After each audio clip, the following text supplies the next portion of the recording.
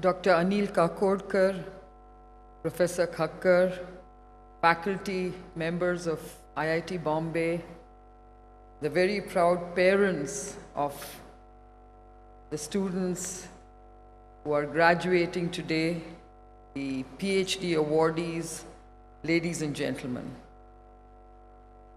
It is indeed a great honor and a privilege for me today to be delivering this convocation address to the postgraduates and PhD awardees that form the class of 2010. I look upon all of you as men and women who will re-engineer India's future to economic prosperity. I use the word re-engineer because I'm a biotechnologist, and I believe that re-engineering, in our parlance we use the word genetic re-engineering, has transformational power, and I therefore believe that you will have transformational potential. IITs have been the beacons of aspiration and inspiration for millions of engineering students, and today students of science, who strive to enter these portals every year. You know, when I see you all seated in front of me today, I can't help but feel that a convocation ceremony like this is very ironical, because I see all of you dressed in the same garb, and yet we often tell you that individuality is what spells success. And yet I can tell you that I see in every one of you strong individuals, individuals who will enhance the image of India on the global stage, and individuals who will add great value to this wonderful brand IIT. Now, the task that I have been set, which is really to address you wonderfully intelligent, intellectual people as you stand on the threshold of realizing your dreams, is quite a daunting one. What message can I give you to shape your aspirations? And as Dr. Kakodkar said, I need to inspire you. So what inspiration can I offer?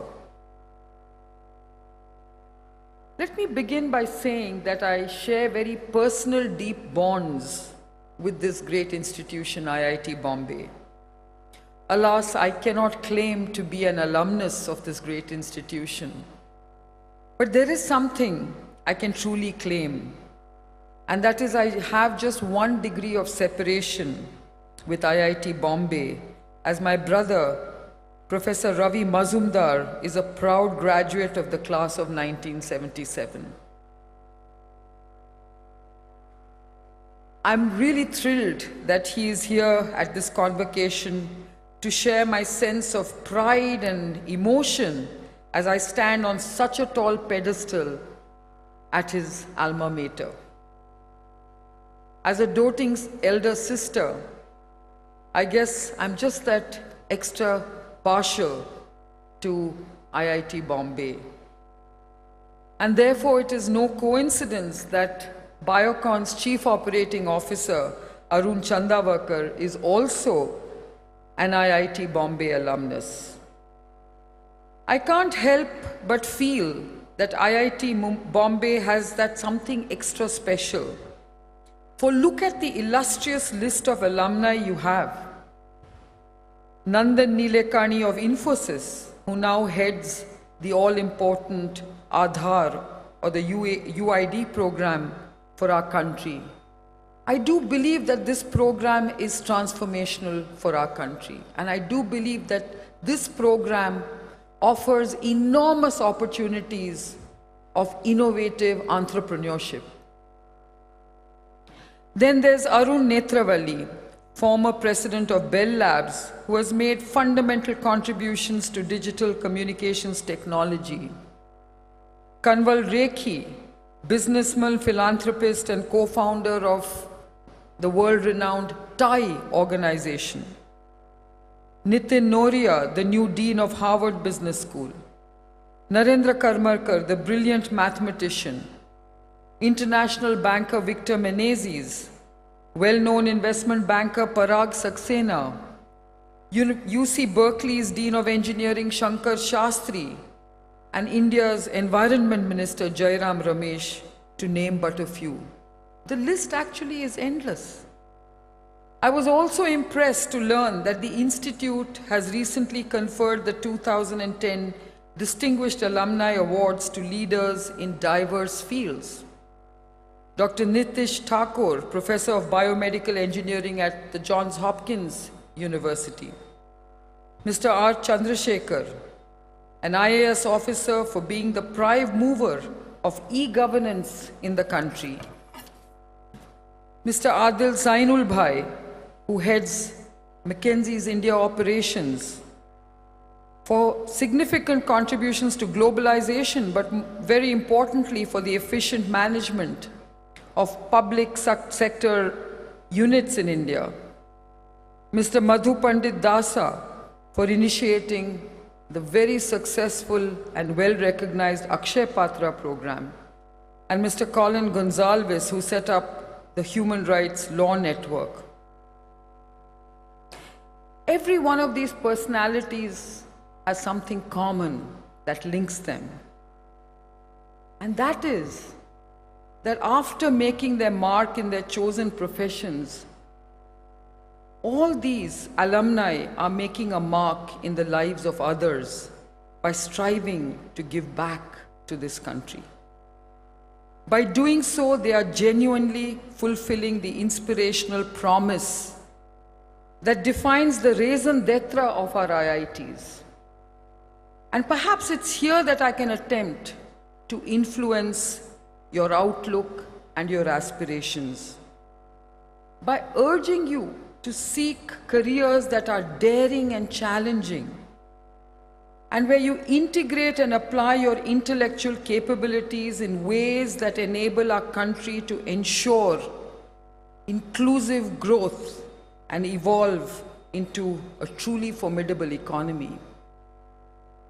This is not about empty words. This is not about motherhood statements. This is about a passion that you need to ingrain to take this country forward. We need to see breakthrough technologies coming from our country. We need to see scientific discoveries that make global impact coming out of our country. We need to make huge positive change happen in this country, where we take the whole country along with us.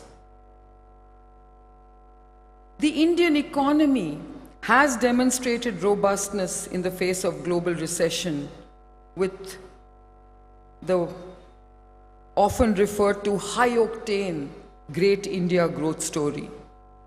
However, there are issues of grave concern that need our attention.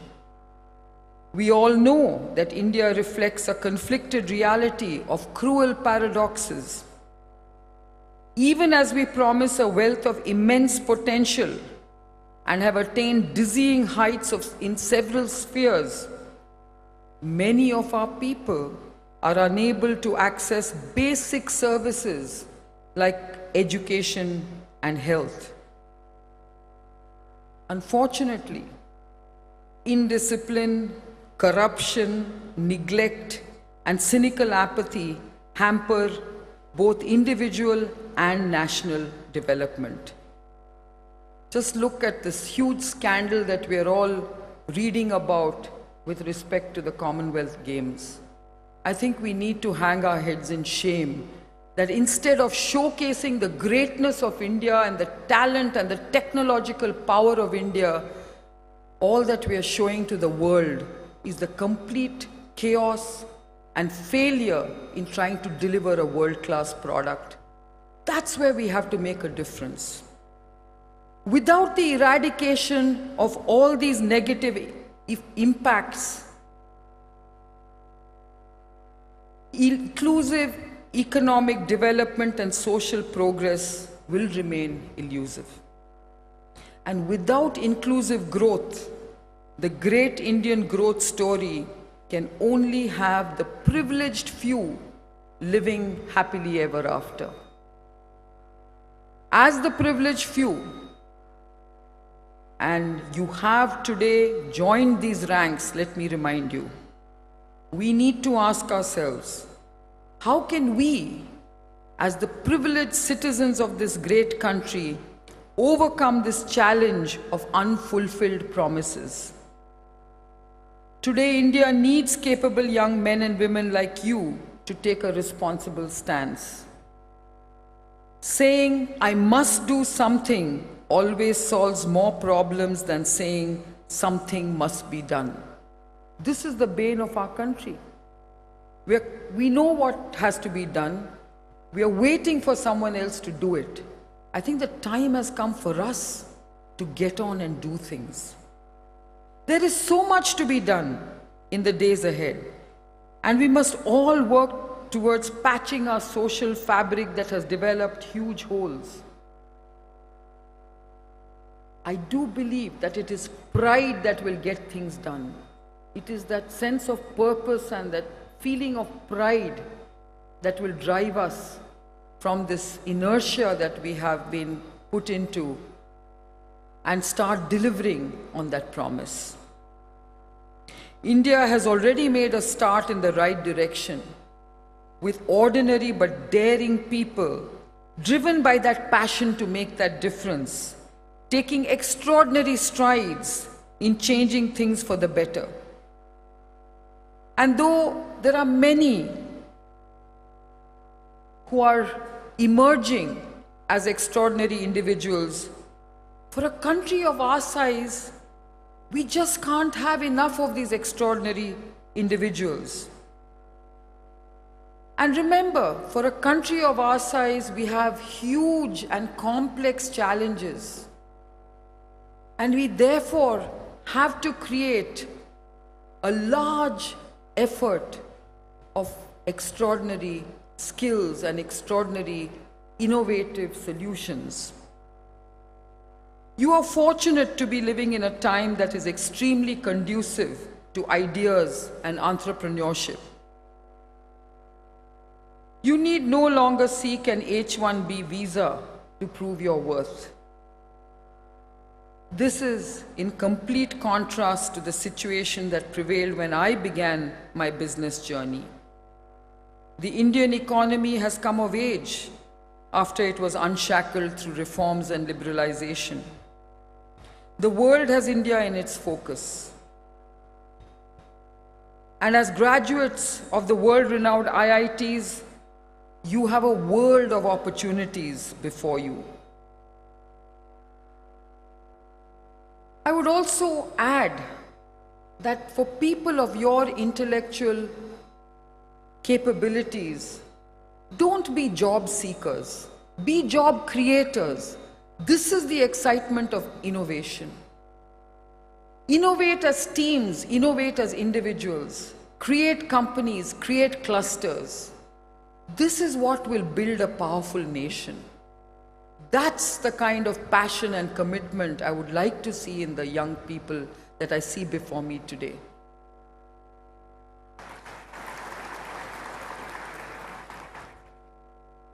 So use these opportunities wisely and go beyond yourself to help change the lives of those around you through your enthusiasm, involvement, and entrepreneurship.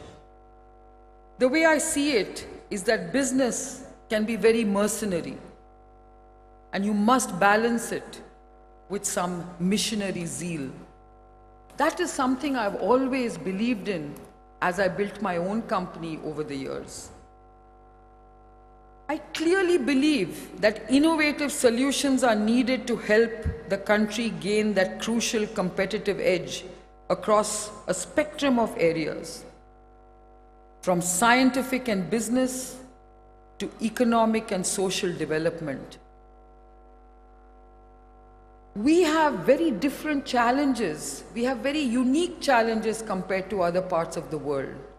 We need to find unique, innovative solutions, and therein lies these exciting opportunities. Innovation has abundant transformative power, empowering us with the flexibility to respond to changing situations, the ability to meet challenges, and the capacity to solve our problems no matter how insurmountable they may seem. And what is important is, we require innovation not only in thought, that's only a starting point. We need innovation in practice. We need innovation in the way we set up policies. We need innovation in every strategy that we embark on. And we need innovation in technology to help us leverage our intellectual capital. That's the power of innovation. Innovation in thought without innovation that translates into action is worthless. So I do urge all of you, think innovatively. There are plenty of problems, plenty of challenges. These are the opportunities you have to address. And finding solutions which are going to be innovative will not only be transformational for the country, it will be transformational for your own job opportunities, your own careers. And that's what will also transform you into very different individuals. We also require a culture of creativity and innovation that can help us devise affordable, out-of-the-box solutions to the varied problems we face.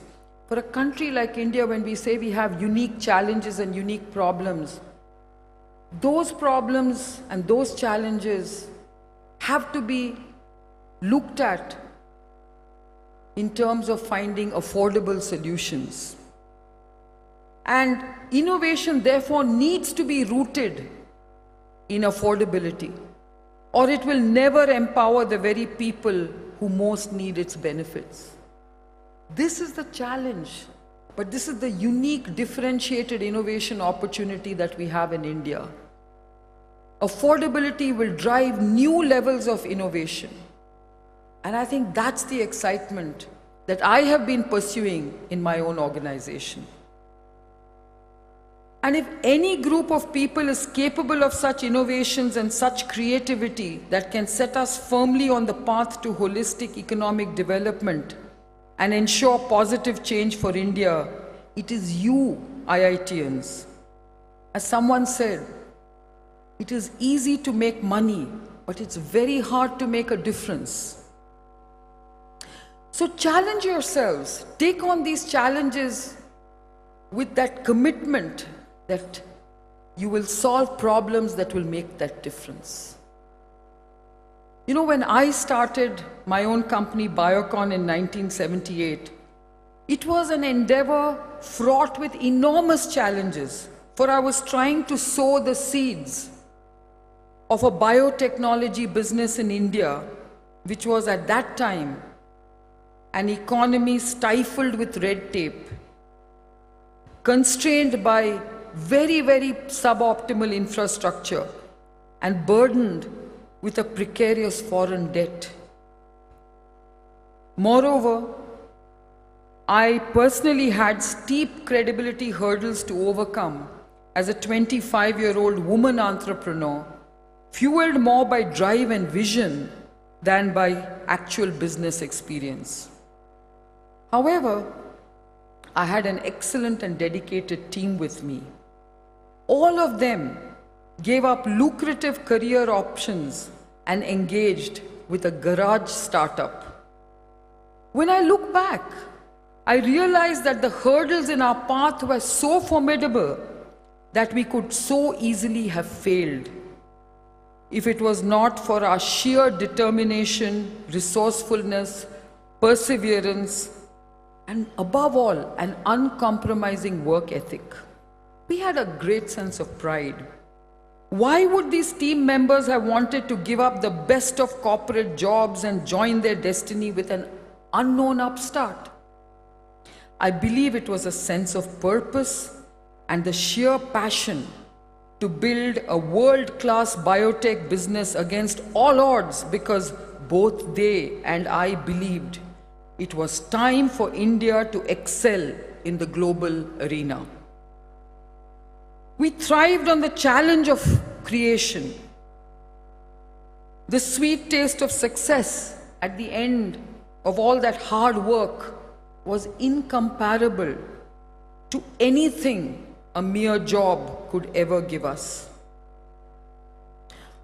I hope I've inspired you by sharing these initial stages of growing our company, because I do hope many of you will pursue these challenging entrepreneurial opportunities because of the sense of fulfillment and achievement that it provides, which no other job can provide. And remember, any endeavor in life and any enterprise in business must confront and defeat challenges to ensure success. Because I personally believe that success is an endurance test. It is about going from failure to failure without giving up. Again, when we talk about innovation, it is our ability to face failure and manage failure and overcome failure that will allow us to successfully innovate. So don't be scared to fail. Don't be scared to make mistakes. And learn to go from failure to failure without giving up. And learn to convert failures into success. That is the endurance test, and that's the successful mantra of innovation.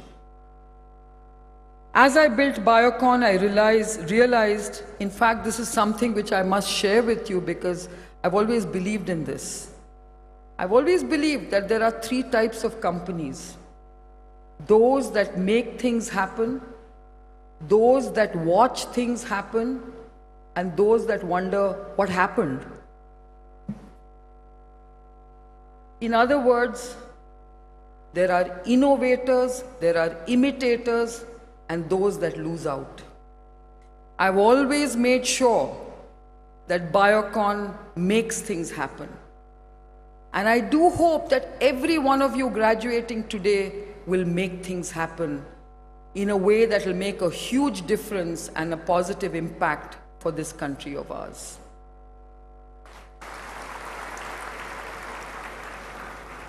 Today, 32 years down the line, Biocon is bigger and better.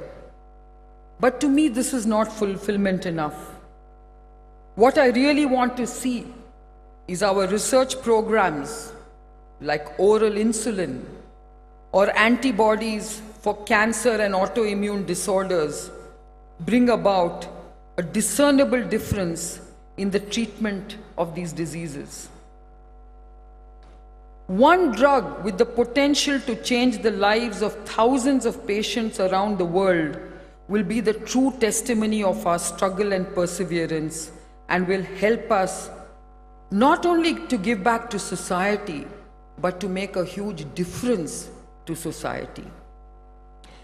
As a first-generation entrepreneur, I'm intensely mindful of the fact that I must give back to society so that others may enjoy similar opportunities.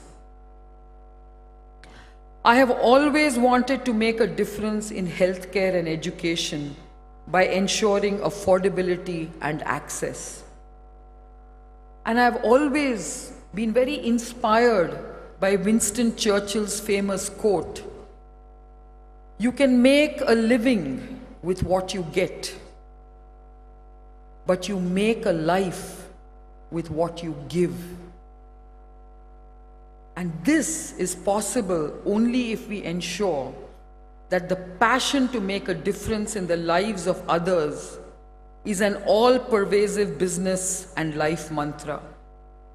This will not only spur economic growth and provide much-needed jobs, but it will also ensure that we find answers to modern-day challenges such as healthcare, food security, and climate change that are so overwhelming in scope and depth.